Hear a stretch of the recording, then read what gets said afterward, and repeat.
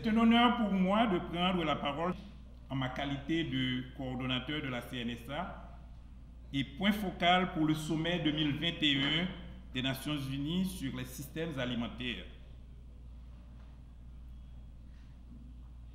Je voudrais vous souhaiter la plus cordiale bienvenue et adresser mes chaudes salutations à vous toutes et tous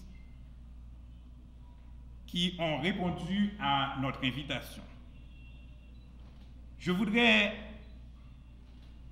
saluer de manière particulière le secrétaire général de la primature, dont la présence traduit tout l'intérêt que le gouvernement attache à cette activité. Mesdames, Messieurs, les systèmes alimentaires ont besoin de toute urgence d'une transformation vers une configuration plus en accord avec la nature et la société. Un tel changement ne peut être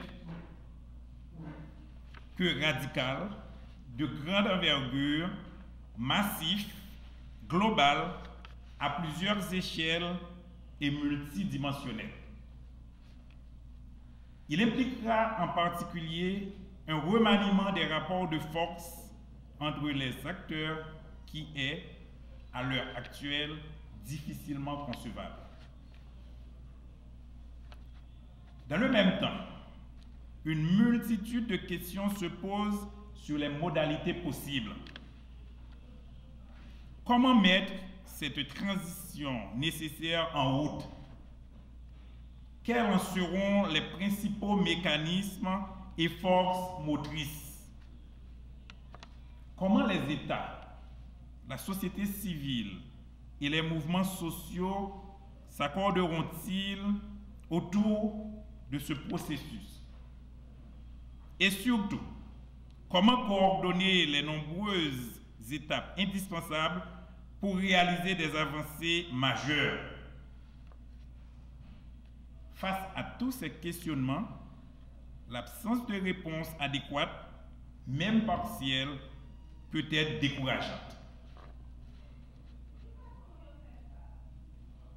La difficulté d'élaborer des réponses appropriées ne réside pas seulement dans le fait que cette transformation est encore à venir, mais aussi parce qu'il s'agit d'explorer des territoires inconnus. Pour notre gouverne, il y a un ensemble d'enjeux qu'on ne peut négliger.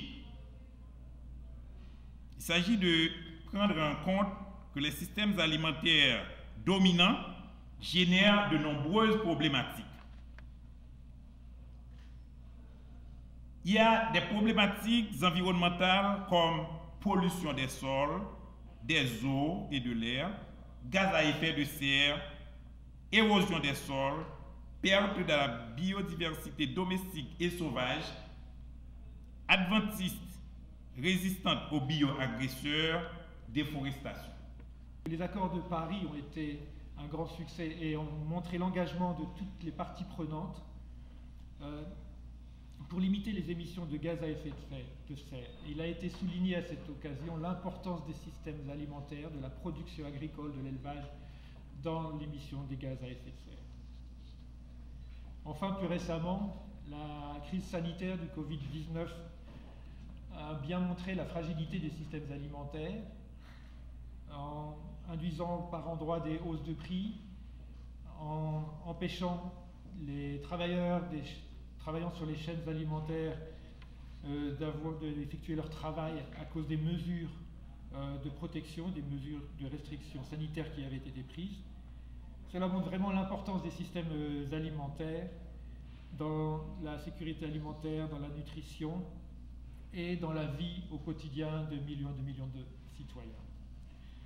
Ce sommet est donc d'une importance cruciale pour tous, et en particulier pour les Nations Unies, et c'est vraiment un défi pour nous tous que l'on doit relever pour assurer la sécurité alimentaire, la nutrition, relever les défis du changement climatique et des défis liés à l'environnement.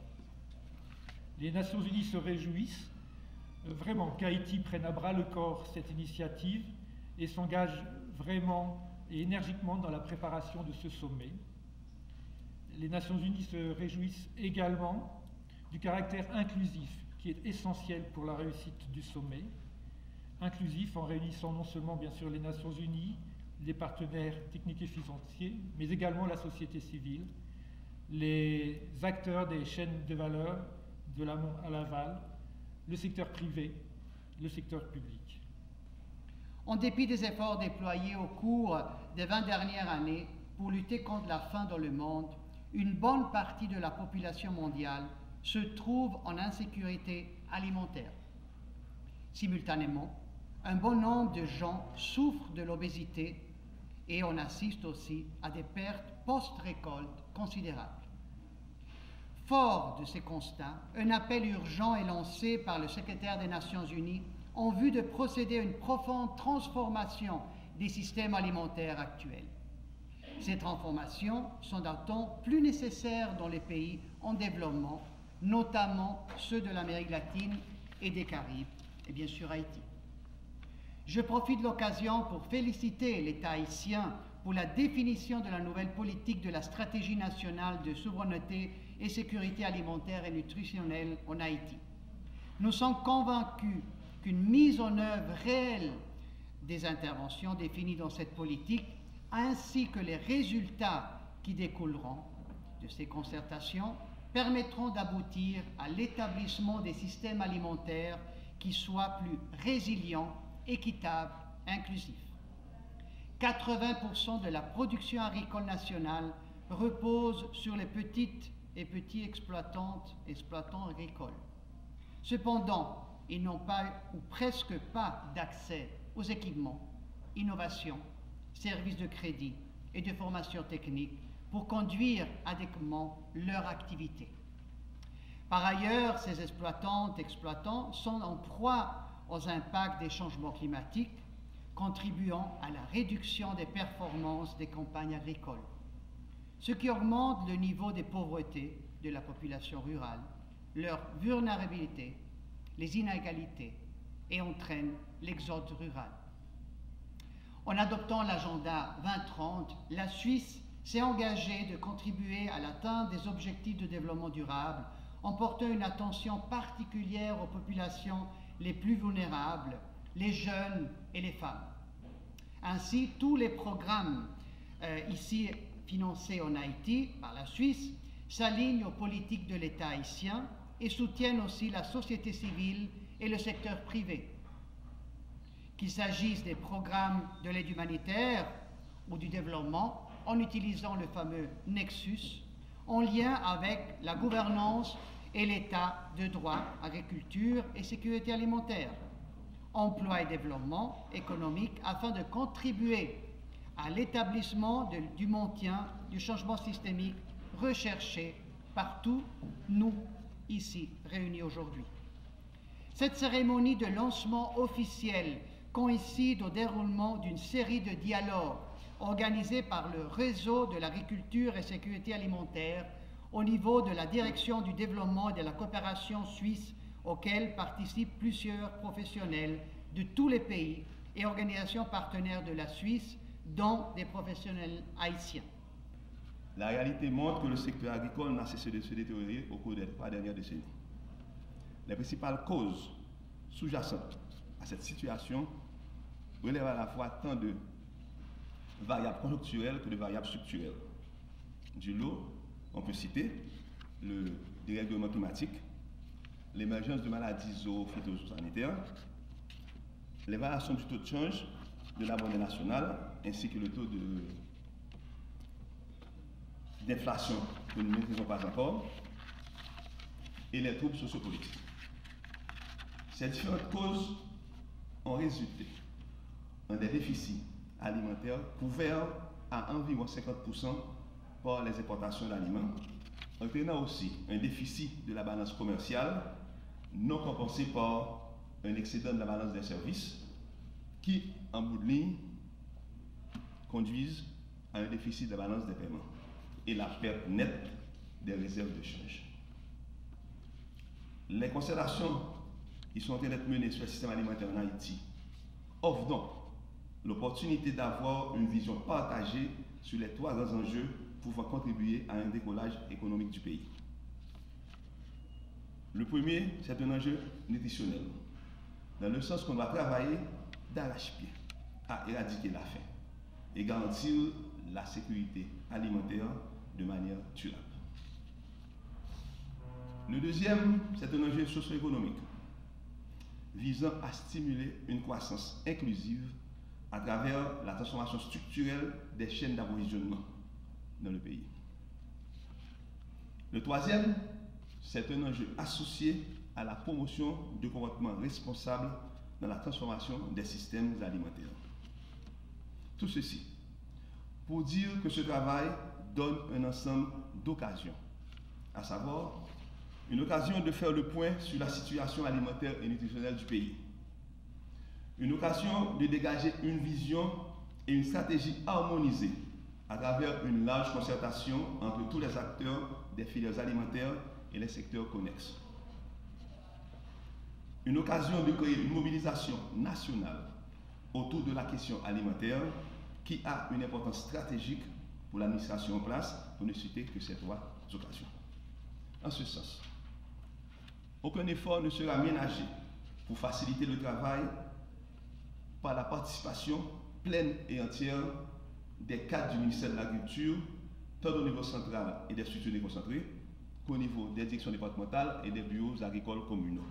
Le travail que vous allez effectuer dans les concertations va compléter et approfondir les actions et engagements proposés par la politique de sécurité alimentaire et de nutrition, tout en prenant soin d'ouvrir le cadre sur d'autres secteurs non spécifiquement liés aux systèmes alimentaires, mais qui peuvent bien sûr contribuer à leur amélioration sur une base durable.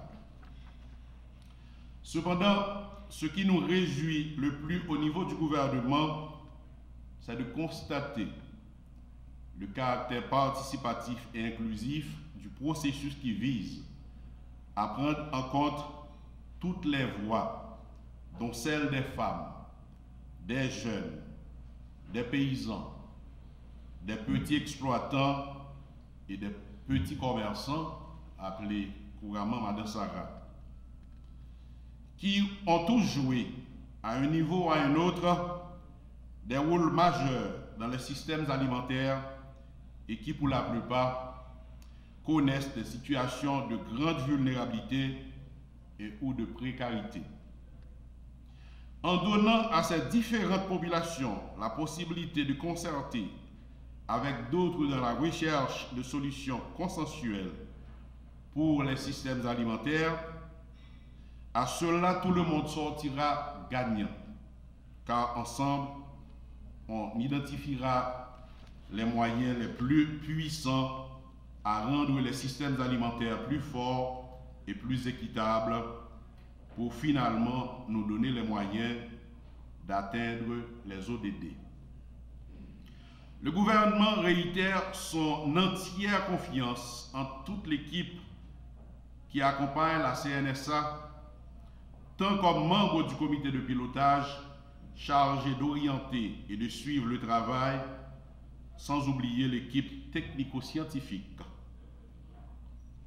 chargée d'appuyer le travail en termes d'organisation, de réalisation, des concertations et de rédaction des comptes rendus et des rapports reflétant la réalité, les pistes d'action et les engagements pour la décennie 2021-2030.